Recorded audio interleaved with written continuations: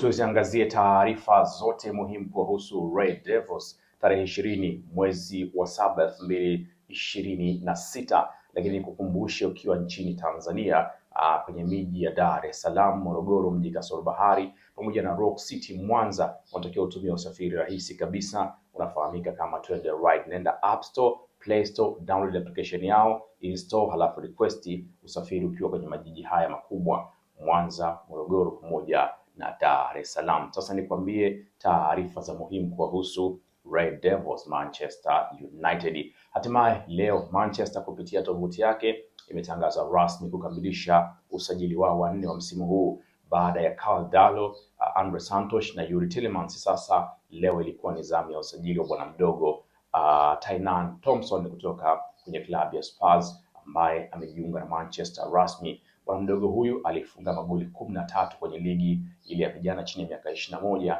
pamoja na 18, akifunga magoli 13 msimu uliopita na assist 6. Ni winga wa upande wa kushoto ambaye rasmi ametangazwa kujiunga na Manchester United. Huyu ni kijana ambaye pia ni winga wa timu ya taifa ya vijana ya England chini ya umri wa miaka 20, na msimu uliopita kwenye ile UEFA Youth alifunga magoli 7 katika michezo 7 ambayo alichezea Spurs. Sasa Manchester wamekamilisha rasmi usajili wake leo hii na kumtangaza kuwa nyota mpya wa United na atakuwa ni sehemu ya kikosi cha vijana cha msimu ujao, lakini wanatarajia kwamba ana nafasi kubwa ya moja kwa moja kuingia kwenye timu ya vijana kama ambavyo ilikuwa bwana mdogo Heaven ambaye alitoka Arsenal. Wakiangalia wanasema anafanana na Heaven, kwa hiyo na pia hata kipaji chake anaweza kuingia moja kwa moja kwenye kikosi cha wakubwa cha Manchester United. Manchester italipa kiasi cha paundi milioni 4 awali, lakini mafanikio ya mchezaji huyu ya kuingia kwenye kikosi cha kwanza cha United,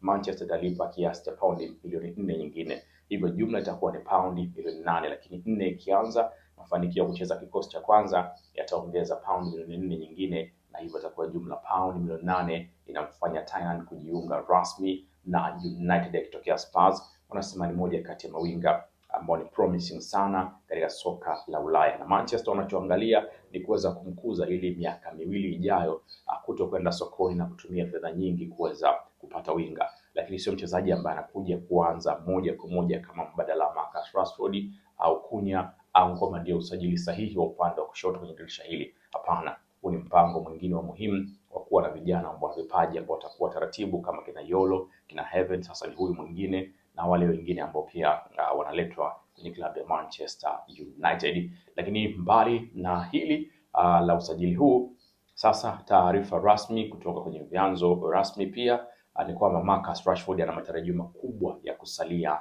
Manchester United. Baada ya kumalizika kwa michuano ya kombe dunia, Marcus atarejea pale United kuendelea kuwa mchezaji wa Manchester United, na jambo kubwa ni kwamba kwa mujibu wa mwandishi David Austin, anasema jambo pekee ambalo litamfanya Marcus kuondoka ni vilabu vikubwa kubisha hodi. Bado Manchester wana nafasi ya kumruhusu Marcus Rashford kuondoka, lakini Marcus mwenyewe anachotaka ni vilabu vikubwa. Iwapo watakuja Barca tena, PSG, Munich ama Real Madrid, Rashford atakuwa tayari kuondoka Manchester United. Lakini mbali na hapo, hataki kwenda Uturuki, hataki vilabu vidogo vya pale nchini England, anataka kucheza vilabu vikubwa peke yake barani Ulaya. Hivyo Rashford kwa sasa Michael Carrick ameshakubali kumrejesha kwenye timu na watafanya naye mazoezi kabla ya kuangalia nini kinaweza kikatokea. Ile ni taarifa nyingine ya muhimu kumhusu Marcus Rashford. Lakini taarifa ya usajili wa kiungo, hususan kiungo Manu Kone kutoka AC Roma. Taarifa kutoka kwa Fabrizio Romano anasema bado Manchester wanamuona Kone ni mtu muhimu, lakini hakuna ofa rasmi ambayo imepelekwa mpaka leo hii, japo jana gazeti la Sport lilituambia leo ndio siku rasmi Manchester watapeleka bidi ya paundi milioni 47 kwa klabu ya AC Roma, lakini mpaka kufikia hii jioni bado hakuna official bid ambayo Manchester wamewasilisha kwa AC Roma kuweza kumsajili Manu Kone, na ndipo Fabrizio Romano anatuambia kwamba bado United hawajapeleka ofa rasmi katika klabu ya AC Roma, licha ya Manchester kuwa tayari wamekwisha mjadili internal Manu Kone kwamba ni mtu sahihi wa kuweza kumsajili katika dirisha hili, na Jambo linalosubiriwa sasa ni ofa kupeleka, japo kuna majina mengine bado yanaendelea kujadiliwa na kuona yupi atakuwa ni mtu muhimu anayeweza kuja kufanya kazi ya muhimu, kwa sababu kinachotakiwa kwa sasa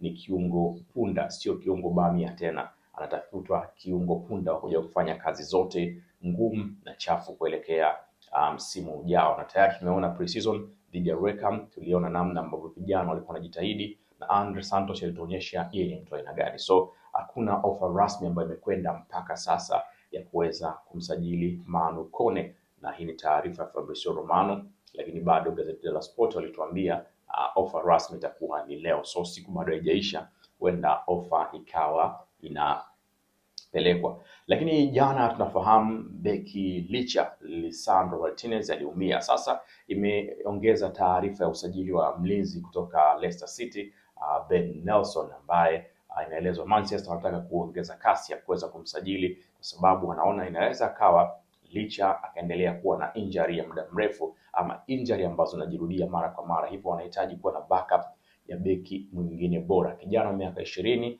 Ben Nelson kutoka Leicester City, ambaye yeye ana uwezo wa kucheza kama mlinzi wa kushoto, lakini pia mlinzi wa katikati kwa maana ya namba 4 na namba 5 zote anaweza kucheza.